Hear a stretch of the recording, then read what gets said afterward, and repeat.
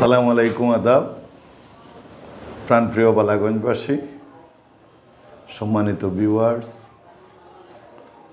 এবং ঐতিহ্য টিভি এবং বালাগঞ্জ নিউজের সম্মানিত কলাকুশলী সকলকে আসসালামু আলাইকুম, আদাব এবং শুভেচ্ছা। আপনারা জানেন যে বিগত 29 তারিখের ঐতিহাসিক নির্বাচনের মাধ্যমে বালাগঞ্জবাসী আমার পক্ষে তথা উন্নয়নের পক্ষে রায় দিয়ে উপজেলা পরিষদের চেয়ারম্যান হিসাবে আমাকে নির্বাচিত করেন।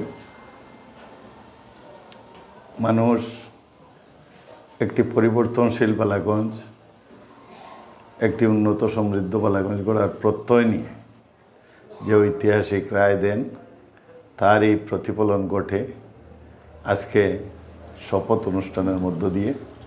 আজ সকাল 11 ঘটিকায় বিভাগীয় কমিশনার মহোদয়ের অফিস কক্ষে শপথ গ্রহণের মধ্য দিয়ে এর পূর্ণাঙ্গতা লাভ করে। আমি আজকের এই ঐতিহ্যঘন মুহূর্তে আমি আমার সকল শহীদকে অভিনন্দন জানাই, শুভেচ্ছা জানাই। পাশাপাশি আপনারা সবাই জানেন যে প্রত্যেক বৎসর জিলহজ মাসের 10 তারিখে ঈদুল আজহা পালিত হয়।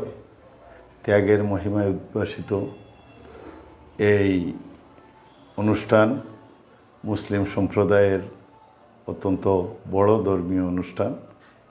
আমি ঈদুল আজহার এই উষালগ্নে আমার প্রাণপ্রিয় বালাগঞ্জবাসী সহ সকল শহীদকে ঈদ মুবারক জানাই।